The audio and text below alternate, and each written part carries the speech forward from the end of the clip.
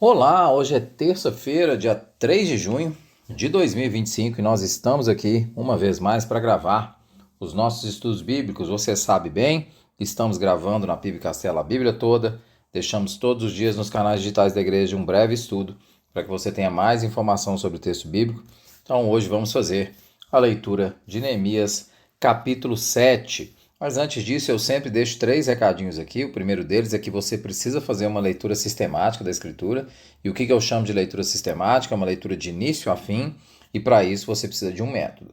Eu sugiro que você utilize o método da Bíblia 365. Gosto muito, utilizo, então por isso que eu aconselho esse método. Mas você pode escolher qualquer outro método. Mas você não pode ler a Bíblia lendo às vezes um trecho aqui, outro lá, outra colar, ler um livro aqui, outra colar. Isso faz com que você perca a visão sistemática da Escritura, de enxergar a Bíblia como uma única narrativa. A Bíblia dá narrativa de criação, queda, redenção e consumação. Então é importante, é fundamental que você tenha essa visão da Bíblia na sua totalidade. O segundo recado, nós estamos lendo um capítulo por dia, estamos quase terminando a escritura toda. Hoje vamos ler o texto de Neemias, capítulo 7. Nós lemos o capítulo, deixamos nos canais digitais da igreja um breve estudo.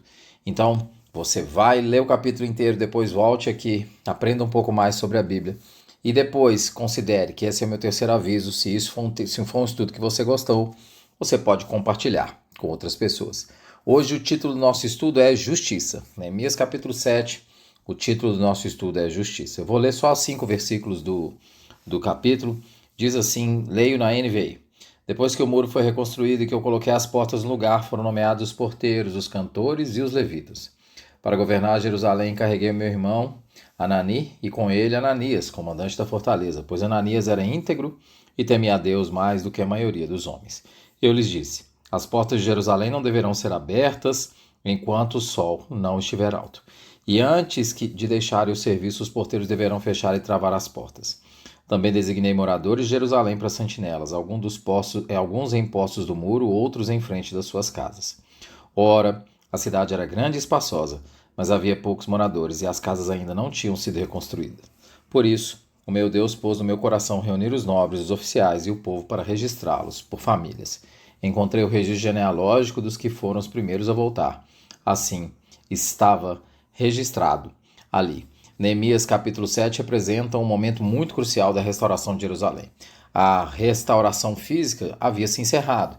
A gente pode ver no versículo 1 do capítulo 7, depois que o muro foi reconstruído e que eu coloquei as portas no lugar. Portanto, a reconstrução física está pronta. Agora Neemias parte por um outro tipo de reconstrução, que é a reconstrução espiritual e a reconstrução social da comunidade. Essa vai ser a busca dele agora. Então, esse capítulo é às vezes negligenciado porque ele é, primeira coisa, porque ele é visto como uma genealogia, com uma série de nomes, e às vezes a gente perde um pouco a paciência de falar assim, o que eu vou ficar lendo essa série de nomes? Qual o significado disso? Então, esse é o primeiro ponto.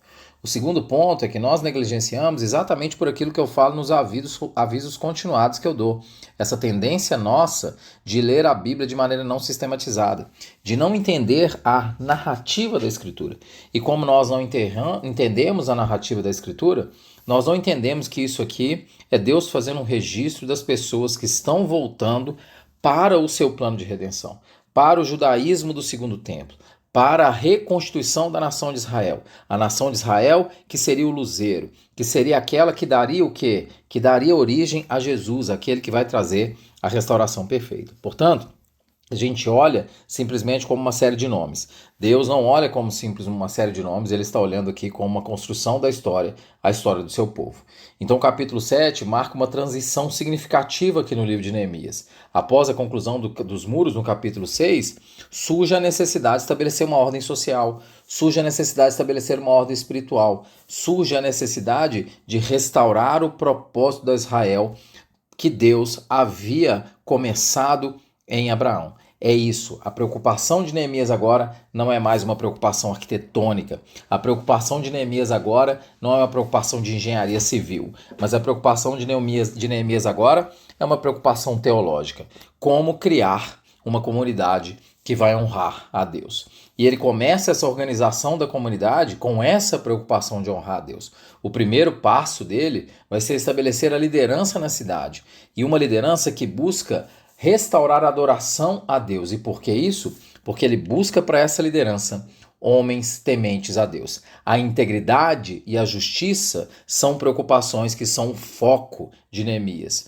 Ora, isso não é de se estranhar. Por que não é de se estranhar? Israel caiu exatamente por sua falta de integridade e por sua busca de outros deuses. E levou a esse cenário que nós vemos no livro de Neemias, que nós vemos no livro de Esdras, ao cenário que fez Neemias chorar no capítulo 1, fez Neemias ficar angustiado, passar 4 meses em oração. Então não é de se estranhar a preocupação de Neemias em produzir uma restauração social, em produzir uma restauração espiritual no meio desse povo. E ele vai escolher pessoas íntegras para liderar. Veja, ele diz assim, para governar Jerusalém, versículo 2, encarreguei meu irmão Anani e com ele Ananias, comandante da fortaleza, pois Ananias era íntegro e temia a Deus mais do que a maioria dos homens. Em um excelente livro chamado Novo Testamento em 15 Palavras, eu tenho aconselhado muito que as pessoas para que elas comprem esse livro, o autor, que se chama Nijai Gupta, ele vai dizer o seguinte na página 28. Aliás, eu aconselhei a leitura desse livro para o Silvio, que é pastor da Igreja Mineirão, e eles estão fazendo lá uma série de mensagens em cima desse livro. Cada domingo eles estão fazendo lá, começaram hoje as mensagens em cima de cada uma das palavras. E a primeira palavra que o Nijai usa aqui é exatamente a palavra justiça.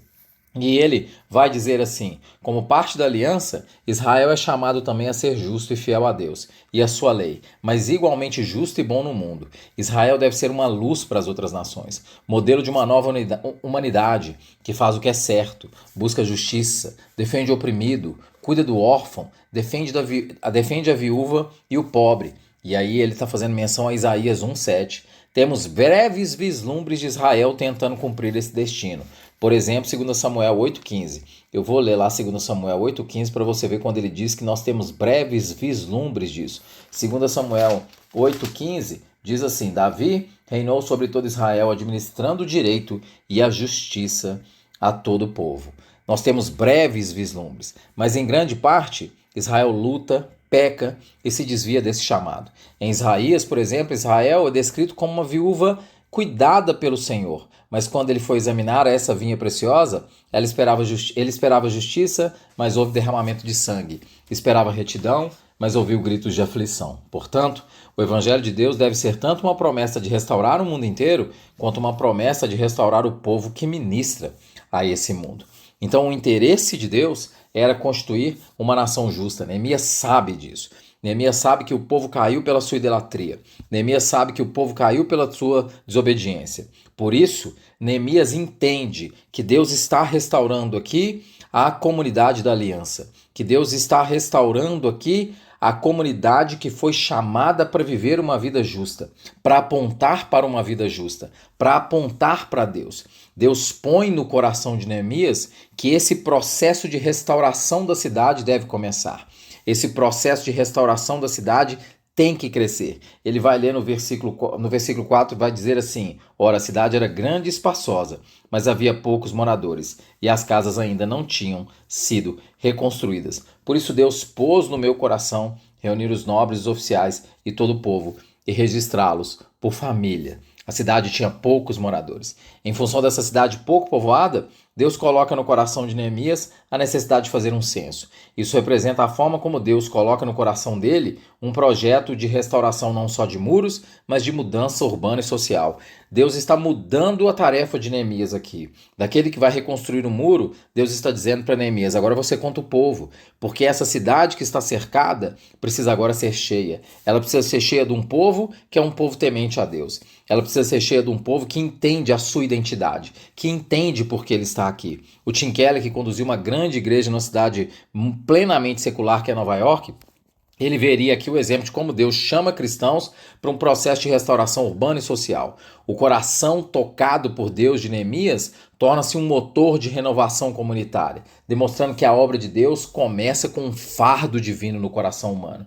O que está acontecendo aqui é que Neemias está mudando daquele que é o restaurador das muralhas para aquele que é aquele que traz a justiça, que traz a integridade para a cidade, que traz para uma cidade a necessidade dele se reconhecer como um povo chamado, um povo da aliança. Por isso o censo, por isso a contagem de cada um dos indivíduos aqui, para que eles entendam que eles têm uma dignidade individual, sim, eles têm os seus nomes, mas que eles são parte de uma comunidade de aliança, cujo propósito central é trazer a restauração de Deus à terra, é trazer a restauração do Senhor à terra, é mostrar às outras nações, como esse foi o chamado de Deus para Israel várias vezes, é mostrar que é pedir, é demandar de Israel que ela seja o exemplo, a luz para as outras nações. Por isso, Neemias começa colocando gente íntegra e entende com peso no seu coração sobre a necessidade de contar esse povo, para dizer a esse povo, começamos uma nova etapa, começamos o processo de restauração da justiça. Qual que é o princípio central aqui? O princípio central é que Deus chama a mim e a você não para nos dar um passaporte para o céu. O nosso chamado para a nossa salvação não é como se a gente ganhasse uma carteirinha para entrar no céu. Não é isso. Nós somos parte de um processo de restauração, um processo de restauração social que nós temos que construir nas comunidades que estamos. A igreja tem que ser um luzeiro. A igreja tem que ser aquela comunidade de pessoas que quer a restauração da justiça no meio da terra. É isso mesmo. Quer a restauração da justiça no meio da terra. Jesus vai dizer no Sermão da Montanha que é bem-aventurado aquele que tem fome e sede de justiça. E Jesus vai dizer em Mateus 6,33, buscai em primeiro lugar o seu reino e a sua justiça. A lição aqui é que Neemias muda a sua obra, da obra de reconstrução dos muros para a obra de reconstrução de uma cidade em temor ao Senhor, uma cidade que reflete a justiça de Deus. O aprendizado nosso aqui é que nós temos esse mesmo chamado. Nós temos o chamado de sermos salvos, não é para a gente ganhar uma carteirinha para ir para o céu, porque senão era só a gente ser salvo e morrer e viver no céu. Não, o nosso chamado é para ser uma comunidade de restauração da justiça. Crente é aquele que vê a injustiça e se incomoda. Crente é aquele que vê o pobre, que vê a viúva, que vê aquele que sofre e se incomoda. Crente é aquele que procura trazer justiça em meio à terra. Que Deus te abençoe.